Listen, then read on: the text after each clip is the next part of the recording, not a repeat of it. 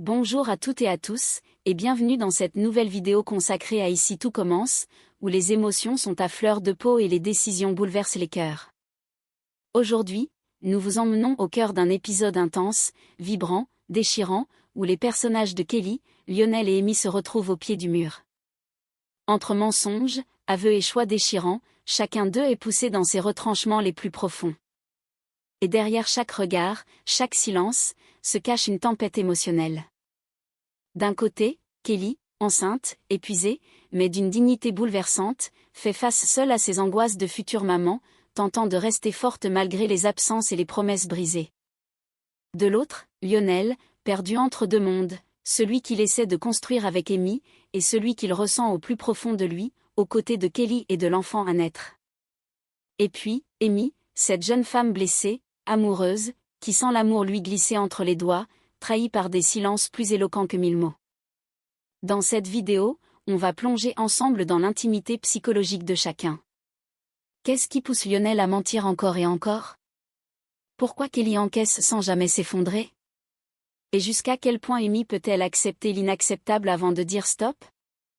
Nous allons analyser avec vous les signaux faibles, les regards fuyants, les mots qui blessent et ceux qui sauvent. Parce que dans Ici tout commence, il ne s'agit pas simplement de cuisine ou de rivalité, il s'agit d'humains, de liens brisés, de regrets, de rédemption, et d'un espoir fragile, celui de faire le bon choix, même quand tout semble perdu. Alors installez-vous confortablement, likez si ce n'est pas déjà fait, et préparez-vous à plonger dans les abysses d'un triangle émotionnel où rien n'est jamais tout blanc ni tout noir. On commence tout de suite. Dans la cour de l'Institut, les débats sont pleins, mais pour Kelly, les journées sont de plus en plus éprouvantes. Son corps la fatigue, ses émotions la traversent de part en part, et le rendez-vous qu'elle attend vendredi à la clinique réveille de nouvelles angoisses. En confidence, elle en parle à Jasmine, qui l'écoute avec douceur pendant qu'elle marche lentement dans l'allée ombragée. J'ai rendez-vous à la clinique vendredi, rien de grave, mais vu mon malaise l'autre jour, ils veulent vérifier que tout va bien. Jasmine acquiesce, inquiète, prête à s'organiser pour l'accompagner si besoin. Mais soudain, son regard se fige en apercevant une silhouette familière un peu plus loin. C'est Lionel. Il marche dans leur direction, mais à peine les aperçoit-il qu'il détourne les yeux, feignant de ne pas les voir. Une attitude qui ne trompe personne. Kelly, blessée mais digne, n'insiste pas. Mais Jasmine, fidèle à elle-même, lance un petit regard appuyé. Finalement, Lionel finit par céder à l'évidence et les rejoint, un peu mal à l'aise. « Salut, j'allais vous dire bonjour, mais j'ai cru que vous étiez occupé. » La tension est palpable. Kelly, sans agressivité, lui glisse. « Tu sais, j'ai un rendez-vous à la clinique vendredi, si jamais il y a des contractions ou quoi, je préfère pas y aller seule. » Un silence gêné s'installe. Jasmine, prise par son propre emploi du temps, s'excuse doucement. Je t'aurais accompagné, mais je dois aller chercher Naël chez Greg. Kelly se tourne vers Lionel, presque naturellement, mais il hésite. Il bredouille une excuse. Je peux pas, Tessier me met la pression en ce moment.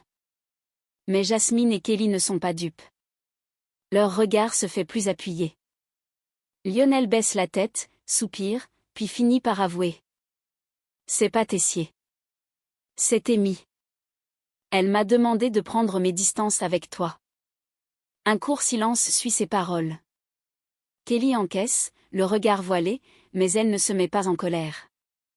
Au contraire, elle pose une main apaisante sur son ventre, puis lui adresse un sourire doux, presque triste. Je comprends. Elle a peur, elle doute, elle t'aime et toi, tu veux bien faire. T'inquiète, je vais trouver une solution.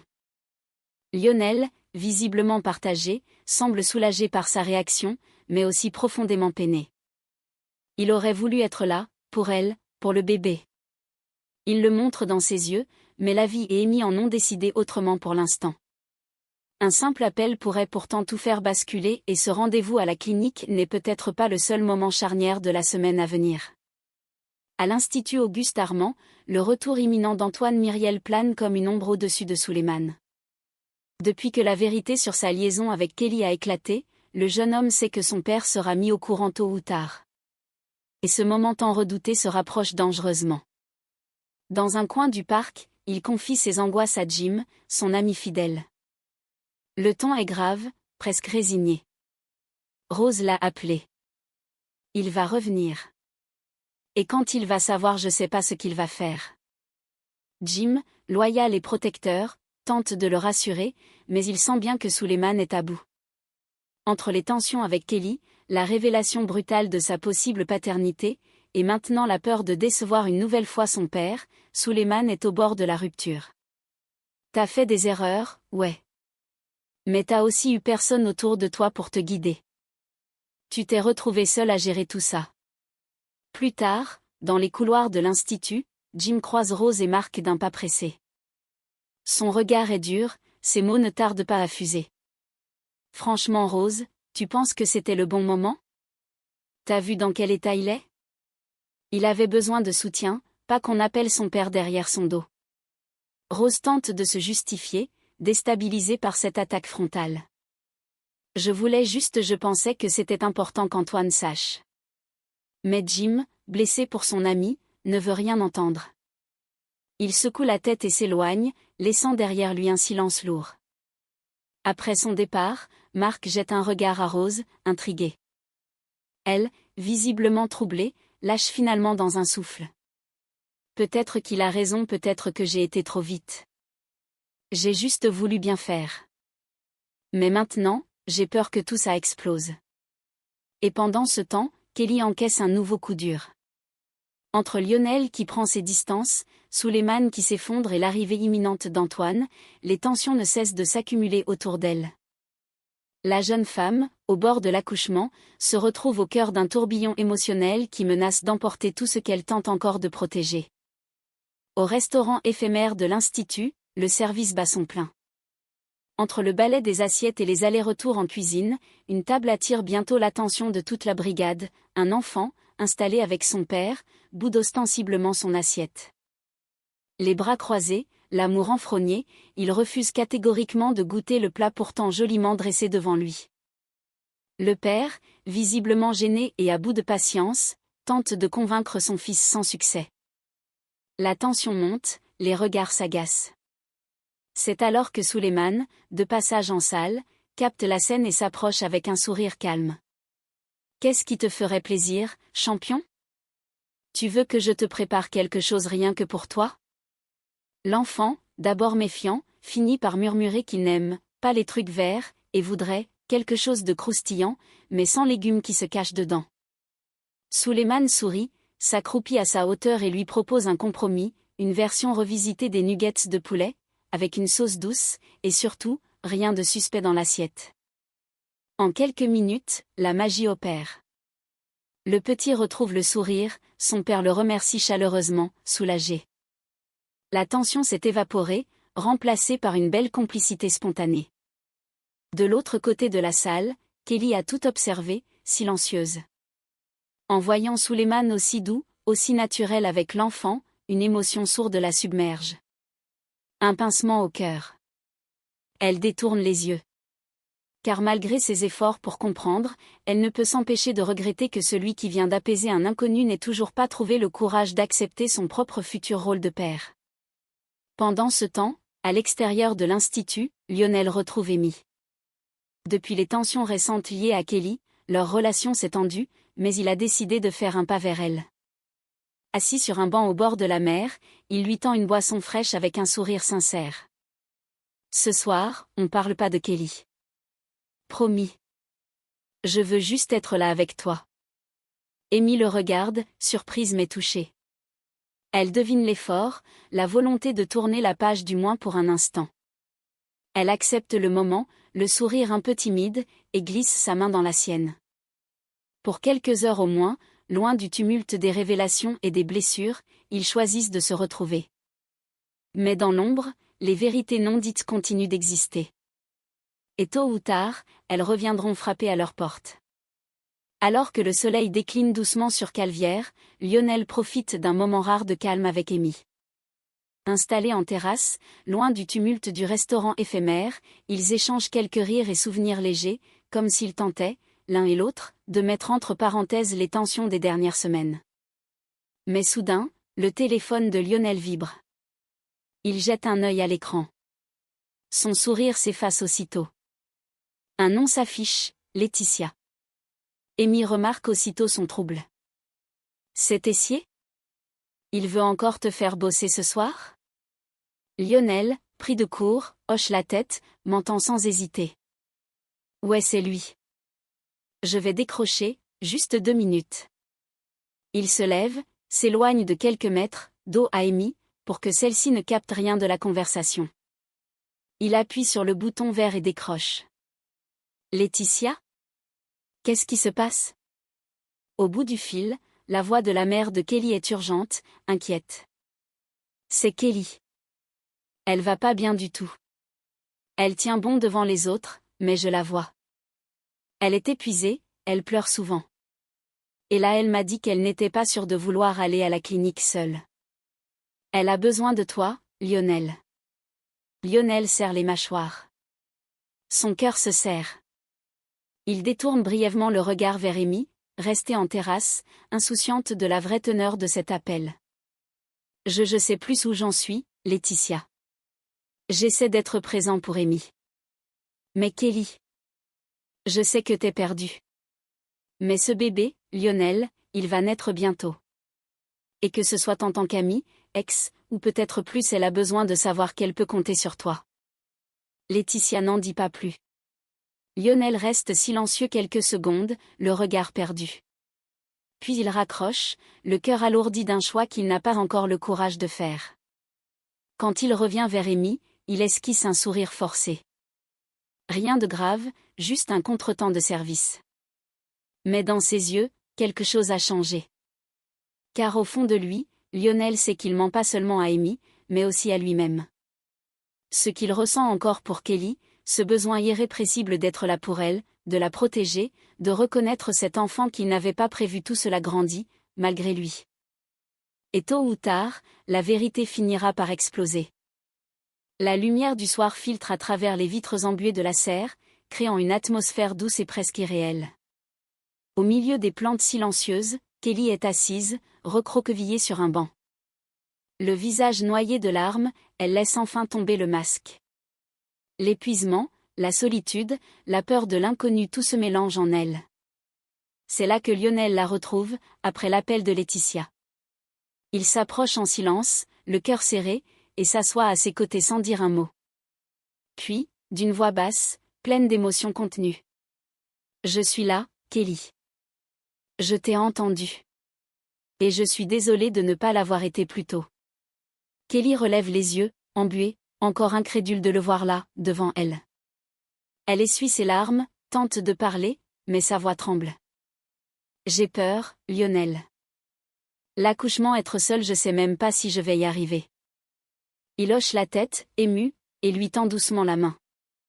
Tu ne seras pas seule. Je serai là. Tu pourras me la serrer, ma main. Aussi fort que tu veux. Kelly l'attrape, timidement d'abord, puis plus fort. Ce contact suffit à briser les dernières défenses. Elle s'effondre contre lui, et Lionel l'enlace avec une tendresse bouleversante. Puis il prend une décision. Une vraie, une de celles qu'on ne fait pas à moitié. Il recule légèrement pour croiser son regard, très sérieux. Je veux être là à chaque instant. Pendant l'accouchement, après. Je veux qu'il sache que je suis là dès le début. Je veux être son père, Kelly. Je refuse que tu élèves ce bébé toute seule. Un souffle court s'échappe des lèvres de Kelly. Elle le regarde, bouleversée. Un sourire naît doucement à travers les larmes. T'es sûre? Plus que jamais. Elle hoche la tête, émue, touchée jusqu'au plus profond d'elle-même. Alors d'accord. Il aura un père. Mais cette décision, aussi belle soit-elle, ne sera pas sans conséquences. Car pendant ce temps, Amy découvre peu à peu les véritables raisons de l'éloignement de Lionel. Elle finit par apprendre, par une confidence involontaire ou une remarque laissée traîner, qu'il a menti sur l'appel de Tessier. Et que, dans son dos, il est retourné voir Kelly encore une fois. Blessée, trahie, elle comprend que ce mensonge est de trop. Et surtout, que le cœur de Lionel n'est déjà plus avec elle. La rupture est inévitable. Le lendemain, les yeux rougis mais la tête haute, Amy confronte Lionel. Tu m'as menti. Encore. Mais cette fois, je vais pas attendre que tu choisisses. Je te laisse faire ta vie avec ton enfant. Et elle tourne les talons, laissant Lionel seul face à ses choix, mais aussi, pour la première fois, pleinement prêt à les assumer. Et voilà, nous arrivons à la fin de cet épisode à la fois bouleversant, tendre et profondément humain. Un épisode qui ne laisse personne indifférent, tant il résonne avec ce que chacun de nous a pu vivre un jour, l'amour, la peur, les choix impossibles, la solitude, la loyauté, les regrets et la force de se relever. Lionel, c'est l'homme écartelé. Tiraillé entre son cœur et sa raison, entre le présent qu'il essaie de construire avec Amy et le passé ou plutôt le futur imprévu qui le rattrape avec Kelly. À travers lui, on touche du doigt cette réalité si complexe, il ne suffit pas de vouloir bien faire pour ne pas faire de mal. Parfois, en voulant ménager tout le monde, on finit par blesser tout le monde. Kelly, elle, incarne la résilience silencieuse. Cette jeune femme, qui porte la vie en elle, porte aussi un poids émotionnel immense. Fatiguée, vulnérable, mais digne. Elle ne supplie jamais, ne force rien, ne crie pas. Et pourtant, son regard, ses silences, ses larmes retenues en disent long sur sa solitude. À travers elle, on apprend que la vraie force, ce n'est pas toujours de se battre parfois, c'est juste de tenir debout quand tout s'effondre. Amy, quant à elle, est la voix de la lucidité. Elle aime, elle espère, mais elle sent bien que quelque chose lui échappe. Et au lieu de s'accrocher à ce qui n'existe déjà plus, elle choisit de partir. Elle choisit de se respecter. Car l'amour, ce n'est pas se battre contre l'évidence. L'amour, c'est aussi savoir dire stop quand on n'est plus regardé comme celle qu'on aime. Amy nous enseigne ici une des leçons les plus dures et les plus puissantes, s'aimer soi-même assez pour refuser l'amour à moitié. Cet épisode nous parle de vérité.